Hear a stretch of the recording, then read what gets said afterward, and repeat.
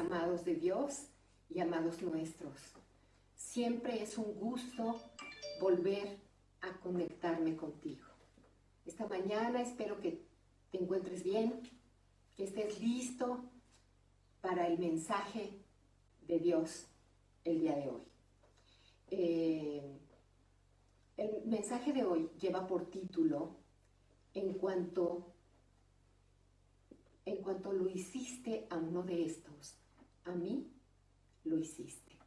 Y en cuanto no lo hiciste a uno de estos, tampoco lo hiciste para mí. Creo que ya estás reconociendo el pasaje, aunque está un poco parafraseado y sucinto, pero quiero pedirte que no te vayas. A veces leemos la Biblia, muchas veces, y creemos conocer todo lo que ahí está escrito. Pero quiero decirte que Jesús siempre tiene una nueva lección para nosotros. Así que vamos a iniciar y te voy a pedir que me acompañes en esta oración.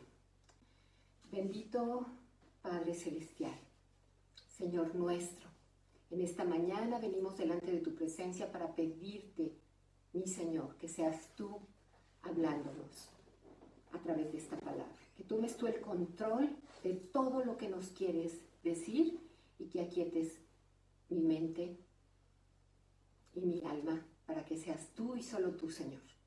Sabemos que cosas que ojo no vio, ni oído yo, ni han subido al corazón de hombre, son las que tú has preparado, Señor, para los que te aman. Te ha placido, Señor, revelárnoslas a través de tu Santo Espíritu. Así que esta mañana te pedimos una vez más, revélate a nosotros. Te lo pedimos en el nombre poderoso de nuestro Señor Jesucristo. Amén, amén y amén. Y quiero comenzar leyendo el pasaje del Evangelio de Lucas, capítulo 10, versículos del 25 al 37. Sí, seguramente es un pasaje que también conoces bien. Es precisamente de las enseñanzas de nuestro Señor Jesucristo cuando estuvo aquí en la tierra. Y lo conocemos como el buen samaritano. Así que te voy a pedir que me acompañes a leer. Y dice así: y he aquí, un intérprete de la ley se levantó y dijo para probarle. ¿A quién quería probar? Pues a Jesús. Jesús que estaba en pleno ministerio y había mucha resistencia, tú lo sabes. Así que un maestro de la ley se levanta y le habla.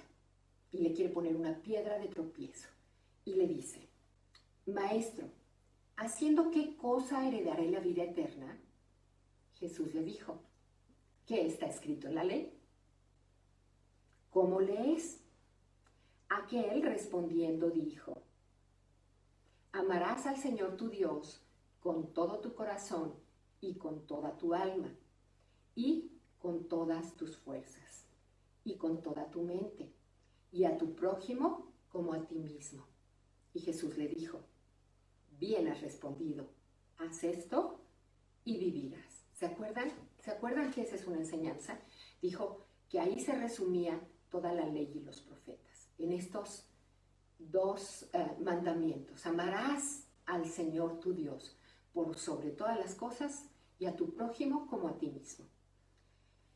Pero él, el maestro de la ley, queriendo justificarse a sí mismo, dijo a Jesús: ¿y quién es mi prójimo? Respondiendo Jesús dijo, ¿te acuerdas? Sus preciosas historias. Un hombre descendía de Jerusalén a Jericó y cayó en manos de ladrones, los cuales lo despojaron. E hiriéndole, se fueron, dejándole medio muerto. Aconteció que descendió un sacerdote por aquel camino y viéndole, pasó de largo. ¿Cómo ves? Era un sacerdote. Asimismo, un levita llegando cerca de aquel y viéndole, pasó de largo también.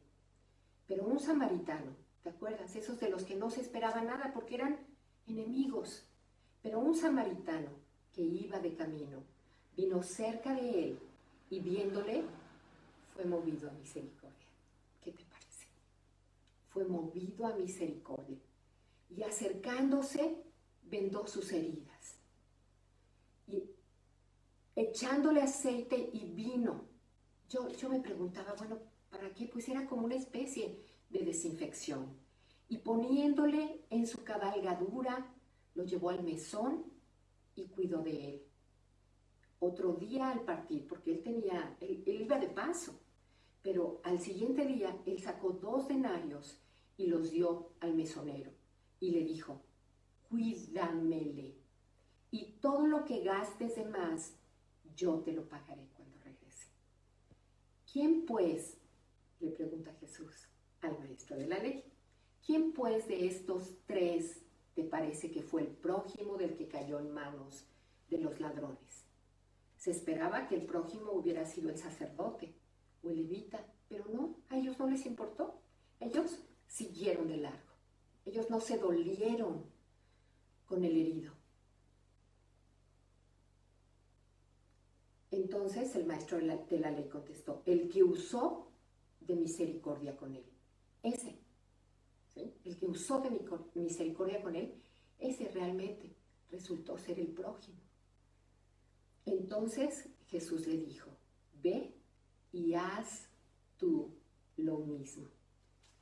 Fíjense bien, aunque este hombre tenía malas intenciones, porque lo que quería era hacer tropezar a Jesús y ponerlo en mal, o hacerlo caer para evidenciarlo y tener argumentos para acusarlo, la pregunta que hizo resultó muy oportuna para que Jesús diera una importante enseñanza. No solo a los que estaban ahí reunidos, es una enseñanza también para nosotros. Entonces Jesús le preguntó, ¿qué está escrito en la ley? ¿Cómo lo interpretas? Y aún cuando la respuesta de este hombre fue la adecuada, lo que realmente quería nuestro Señor Jesús era confrontarlo, era que este hombre se diera cuenta que había una incongruencia total en lo que él conocía de la palabra, porque él era maestro de la ley, pero esto no lo aplicaba a su vida. Entonces había una incongruencia total entre sus conocimientos y su forma de vida. Y Jesús no quería confrontarlo para ridiculizarlo, no, quería que él abriera sus ojos espirituales, que él comprendiera, pero pues no es así. Él quería que comprendiera que no son los oidores de la ley los que alcanzan la vida eterna, sino aquellos que hacen la palabra, que son hacedores de la palabra, que viven la palabra, que obedecen, que entienden y que aplican. Eso era lo que quería nuestro Señor Jesucristo. Pero obviamente, aunque este hombre no entendió, es una enseñanza para todos los que estaban ahí. ¿Quiénes estaban ahí? Los discípulos, sus seguidores, muchos curiosos, pero también nosotros. Nosotros somos sus testigos a través de su palabra. Y bueno, a mí esta historia me hace recordar el pasaje de Mateo, del capítulo 25, versículos 31 al 46. Y ahora te voy a pedir que me acompañes ahí. Mateo, capítulo 25, versículos 31 al 46. Yo te voy a leer la versión Dios habla hoy. Perdón, voy a tomar un poquito de agua. Bien, empezamos en el versículo 31, que dice, cuando el Hijo del Hombre venga, rodeado de esplendor y de todos sus ángeles, se sentará en su trono glorioso. La gente de todas las naciones se reunirá delante de él, y él separará unos de otros, como el pastor separa las ovejas de las cabras. Cuando dice esto, entendemos por qué en algunas versiones le llaman la parábola de las ovejas y las cabras, o de las ovejas y los cabritos. Pero entonces Jesús sigue relatando, dice, pondrá las ovejas a su derecha y las cabras a su izquierda, y dirá el rey a los que estén a su derecha, vengan ustedes benditos por mi Padre, Reciban el reino que está preparado para ustedes desde que Dios hizo el mundo. Fíjense, el reino está preparado desde que Dios hizo el mundo. Pues tuve hambre y ustedes me dieron de comer. ¿Quiénes? Pues los que se ganaron la bendición del Padre y a los que está recibiendo en el reino. ¿Por qué? Porque dice que tuvo hambre y le dieron de comer. Dice, tuve sed y me dieron de beber. Anduve como forastero y me dieron alojamiento. Estuve sin ropa y ustedes me la dieron. Estuve enfermo y me visitaron. Estuve en la cárcel y vinieron a verme. Entonces, los justos, los que fueron recibidos en el reino, los que alcanzaron la bendición de su Padre, le preguntarán, Señor, ¿cuándo te vimos con hambre y te dimos de comer? ¿O cuándo te vimos con sed y te dimos de beber? ¿O cuándo te vimos como forastero y te dimos alojamiento? ¿O sin ropa y te la dimos? ¿O cuándo te vimos enfermo o en la cárcel y fuimos a verte? El rey les contestará, les aseguro que todo lo que hicieron por uno de estos hermanos míos más humildes, por mí mismo lo hicieron. Está tremendo.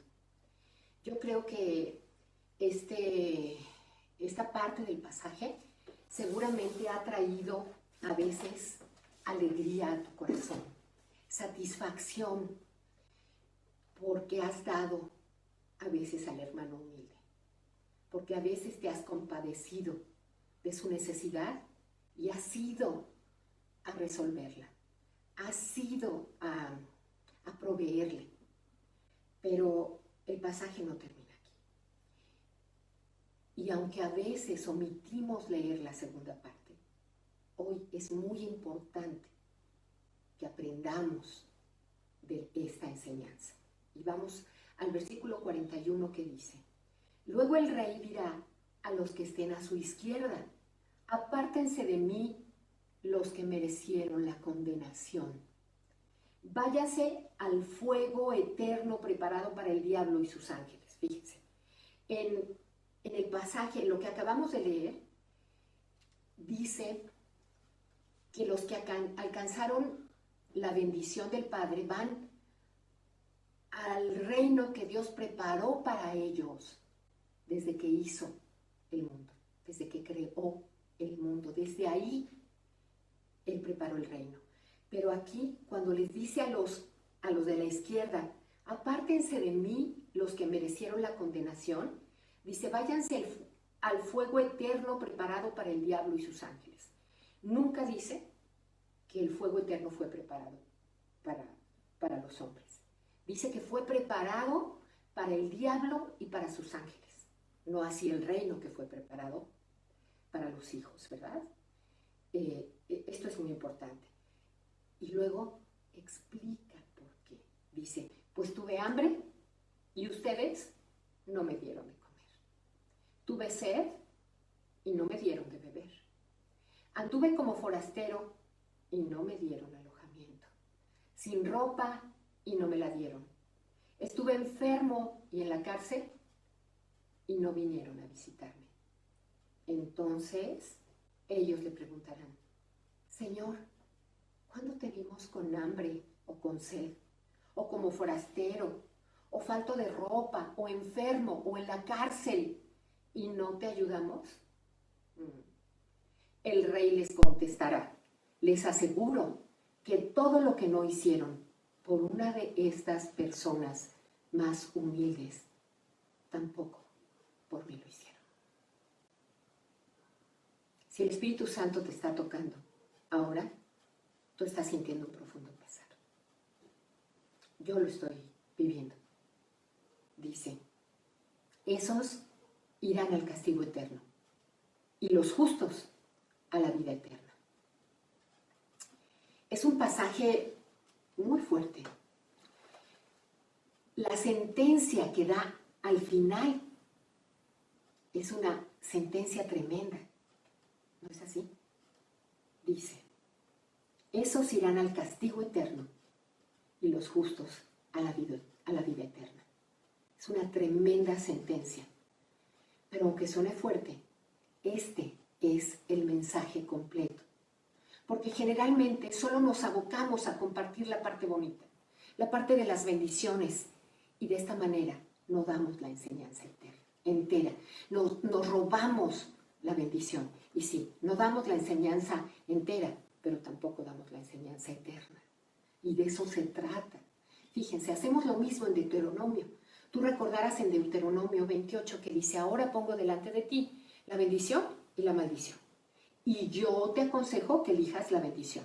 Otras versiones dicen la vida y la muerte. Delante de ti pongo la vida y la muerte.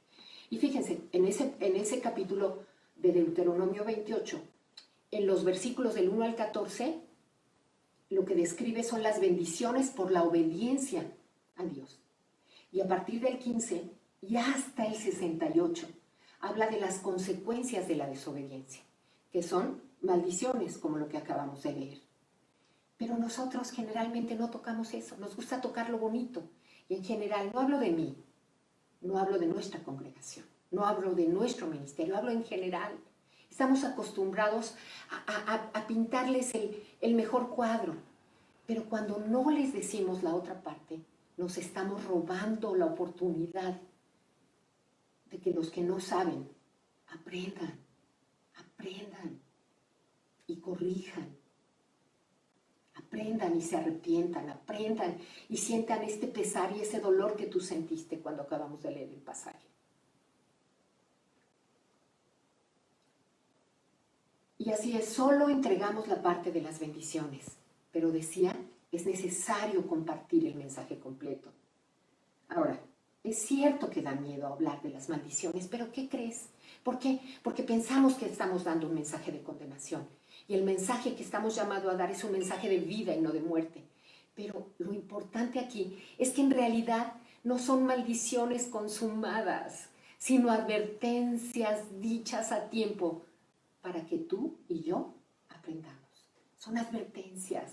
Te dice, mira, si te vas por este lado, esto es lo que va a pasar. Ah, pero si eliges lo bueno, esto tendrás. Y de eso se trata.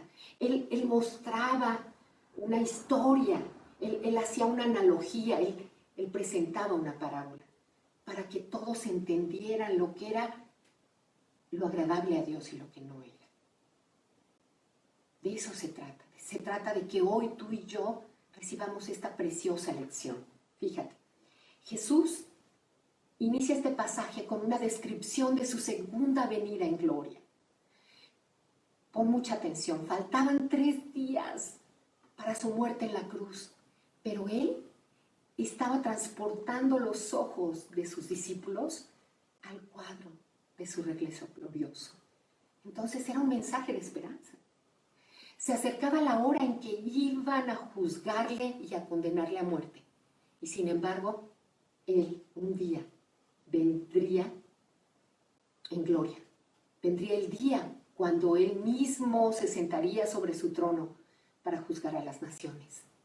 Así que en este pasaje se estaba refiriendo precisamente al juicio final, en el que el hombre será sentenciado a una eternidad que puede ser de vida, de dicha o de miseria sin fin. Y les estaba diciendo, oigan y aprendan y corrijan. No sean testarudos. Despierten. Porque sabemos que Jesús apartará a los suyos de los que no lo son. Pero aquí hay algo muy importante. Cuando leemos pasajes como este, no debemos cometer el error de pensar que las buenas obras sustituyen a la fe o a la gracia. No. Esto es muy importante. Recuerden que en Efesios 2:8 nosotros leemos, porque por gracia sois salvos por medio de la fe. Y esto no de vosotros, pues es un don de Dios. Perdón, me distraje un poco, me llegó un mensaje de una preciosa sierva de la congregación. que amamos muchísimo, que de hecho les cuento que fue la primera ovejita que tuvimos. Cuando se inauguró la congregación, ella recibió a Jesús en su corazón y ha sido tan fiel, y es una adoradora, y es una persona que da testimonio con su vida. Pero bueno, decíamos que entonces en Efesios 2, nosotros leemos que por gracia somos salvos por medio de la fe. Dice, y esto no de vosotros, pues es don de Dios, no por obras, para que nadie se gloríe. Esto es muy importante. O sea, no es por obras la salvación, no es por obras que alcanzamos la vida eterna. Pero sin embargo, fíjense, en el versículo 10, precisamente de Efesios 2, dice así, dice, completa, pero somos hechura suya, creados en Cristo Jesús para buenas obras, las cuales Dios preparó de antemano para que anduviésemos en ellas. O sea, porque somos salvos, porque hemos sido salvados por gracia, es que ahora podemos hacer buenas obras. ¿Cuáles buenas obras? Pues esas que preparó nuestro Señor para que nosotros anduviéramos en ellas, cuando preparó el reino para nosotros. Ahí antes, alguna versión dice, desde antes de la fundación del mundo. Por eso es necesario entender este pasaje que estamos analizando en el contexto de Santiago 2.17. ¿Te acuerdas que dice Santiago 2.17? Dice que una fe sin obras es una fe muerta. O sea que la fe tiene que dar testimonio. Tu fe se tiene que ver en cómo vives. Entonces, bueno, las buenas obras no son para salvarte, sino son la respuesta, y más bien la evidencia de que has sido salvado. La evidencia de la gracia que hay en ti, ¿sí? La evidencia del amor que tú has recibido y que ahora estás dispuesto a compartir. Ese amor de Dios precioso.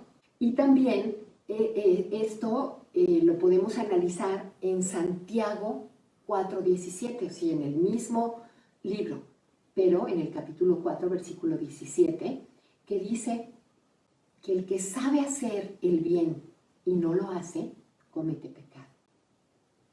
¿Sí? El que sabe hacer el bien y no lo hace, comete pecado.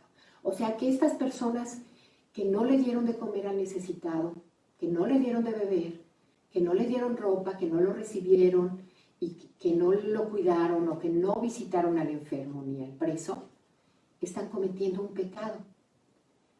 Sí, es un pecado, pero es básicamente un pecado de omisión. Ya hemos hablado de esto, pero te lo voy a recordar. Un pecado de omisión es aquel que se comete cuando dejas de hacer algo.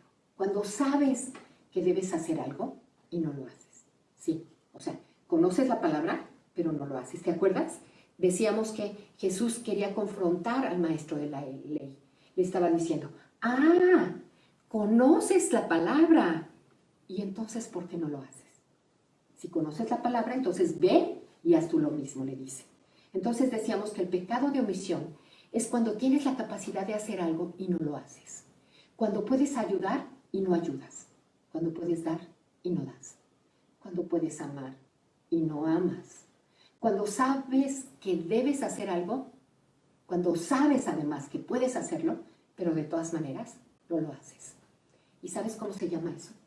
Indolencia. Eso se llama negligencia. Eso se llama incongruencia. Sobre todo si sabes que sabes y lo ignoras voluntariamente. Pero ¿sabes por qué no lo hacemos? Por falta de amor. ¿Sí? Sí, claro. En realidad, las buenas obras son la evidencia del amor que hay en ti. Cuando estudiábamos sobre la intercesión, decíamos que nos volvemos intercesores porque el intercesor, que es el Espíritu Santo, vive dentro de nosotros. Entonces nosotros nos volvemos amadores, o sea, los que aman, porque Dios, que es el que ama, vive dentro de nosotros, ¿sí? Decíamos que el amor ágape es el amor incondicional que nace en el Espíritu Santo, que mora dentro de ti y que te capacita a amar como Dios ama. Entonces, el que hace posible que ames al prójimo como Dios lo ama es el Espíritu Santo. Pero si tú no sientes amor por el prójimo, si no te mueve su necesidad, pues algo está mal. Lo primero que yo te puedo decir que puede estar mal es que no estás escuchando al Espíritu Santo, que no lo estás dejando que se manifieste, que no le permites que te gobierne, que finalmente ese es el propósito. Pero también podría haber algo espantoso y es simplemente que no lo tienes, que lo has contristado o que lo has apagado, como dice la palabra. Así que el énfasis principal en este pasaje es el juicio que hace el rey acerca de la evidencia del amor manifestado en buenas obras hacia el necesitado. Fíjate, la sorpresa de los justos cuando el rey les dice que cuando hicieron el bien para estos hermanos en necesidad, el bien lo hicieron directamente para su rey, para su señor. La sorpresa que estos hombres tienen al darse cuenta que cuando sirvieron a esos necesitados, en realidad estaban sirviendo a su rey, indica que su servicio era una verdadera expresión de amor genuino. Y de eso se trata todo. ¿Te acuerdas que todo lo tenemos que hacer como para el Señor y no para los hombres? Fíjate, te voy a recordar, dice, porque tuve hambre y me diste de comer, tuve sed y me disteis de beber, fui forastero y me recibisteis, estuve desnudo y me vestisteis, enfermo y me visitasteis, estuve en la cárcel y vinisteis a mí.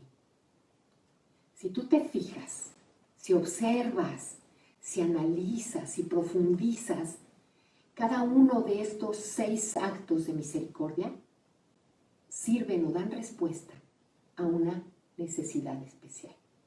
Proveer comida, proveer bebida, proveer alojamiento y bienvenida, proveer ropa, proveer cuidado y aparte visitar. Visitar por amor. Pero si tú lo profundizas, te das cuenta que toda persona, todas las personas, tenemos el potencial de proveer este tipo de misericordia. Todos. Claro, sí, ha sido un tiempo difícil. Todos nos hemos visto afectados. Seguramente todos hemos pasado necesidad. Claro, pero no necesitamos ser ricos para poder brindar un poco de alimento y agua al sediento. No necesitamos ser médicos o enfermeras para poder cuidar a un enfermo. No necesitas ser un pastor para visitar a un prisionero en la cárcel. Este tipo de actos no requieren de dolorosos sacrificios. No te está pidiendo Jesús, como al joven rico, ve y vende todo lo que tienes. No, esta no está un poco de lo que ya te di. O sea, verdaderamente estos actos de misericordia no te piden que te sacrifiques, pero sin embargo alivian un gran dolor para quien recibe la ayuda.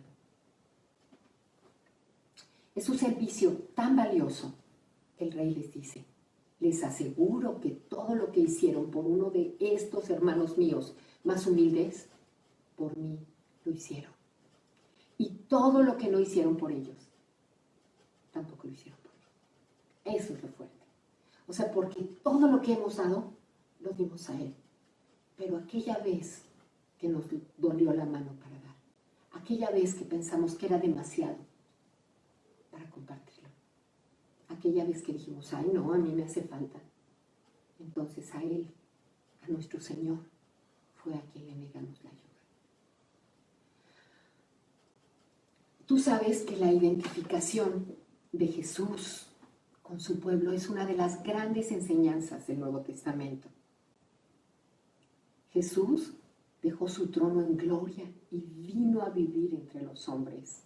Por eso Él nos comprende, por eso decimos que no tenemos un sacerdote que no pueda compadecerse de nosotros. Él tiene una profunda empatía con nosotros, especialmente cuando estamos en necesidad. Imagínate hasta qué punto, si tomó nuestro lugar en esa cruz. Él no solo se compadece de los necesitados, sino que verdaderamente a Él le duele su dolor. Y es de tal manera que cuando socorres a uno de ellos, en realidad estamos brindando socorro a Cristo mismo. Pero por el contrario, la falta que han cometido los injustos es la indiferencia a la necesidad del prójimo y por lo tanto a la necesidad de nuestro Señor. Tal como lo hicieron en aquel pasaje que leímos al principio del buen samaritano, el sacerdote y el levita, que se siguieron de largo y no les importó el dolor del herido, del violentado. Y bueno, no sé cuánto tiempo llevamos, pero estamos llegando a la reflexión. La pregunta incómoda de esta mañana es, ¿tú te estás comportando como justo o como injusto? ¿Estás siendo indolente ante la necesidad de tu hermano? ¿O te está doliendo su dolor y estás actuando en consecuencia?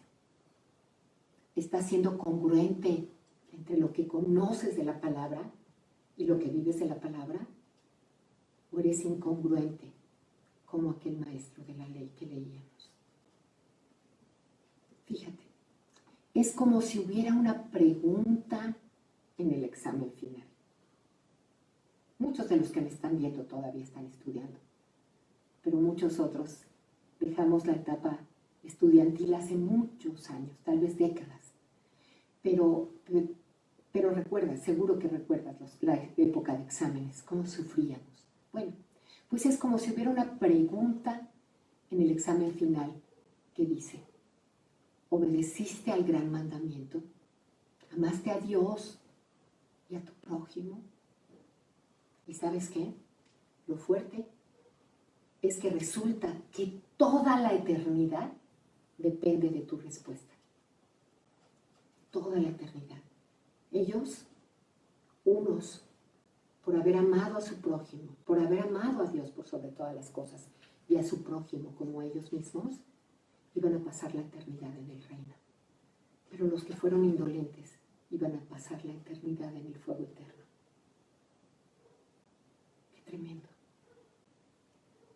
Pero gracias a Dios que todavía no estamos en el examen final. Gracias a Dios que aún estamos a tiempo de aprender la respuesta correcta y aprovechar que Jesús hoy nos ha dado una gran lección, porque recuerda que en realidad no son maldiciones consumadas de las que hablamos, sino preciosas advertencias dichas a tiempo por un Dios que nos ama, para que aprendamos la lección y corrijamos el rumbo.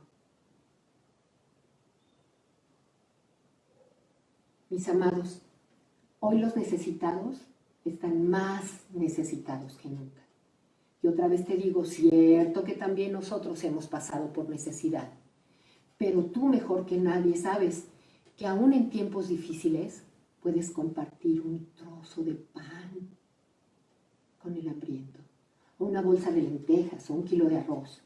Incluso puedes donar algunas de tus prendas de ropa.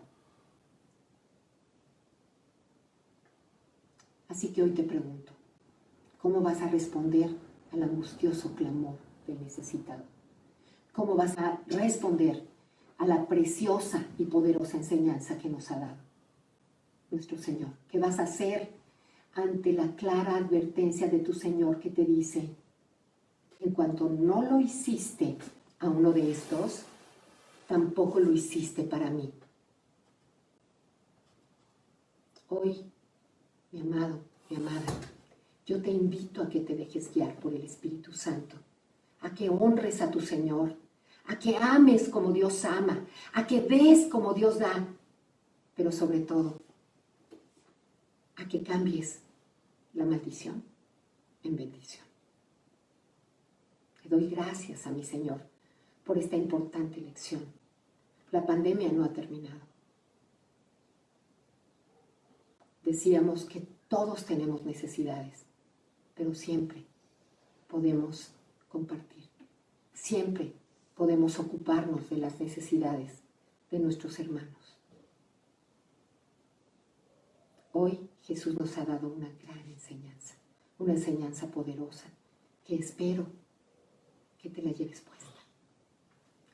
puesta, que tengas un tiempo de oración y le pidas a Dios que te guíe y que haga esa obra. Te voy a pedir que me acompañes a orar para cerrar este tiempo.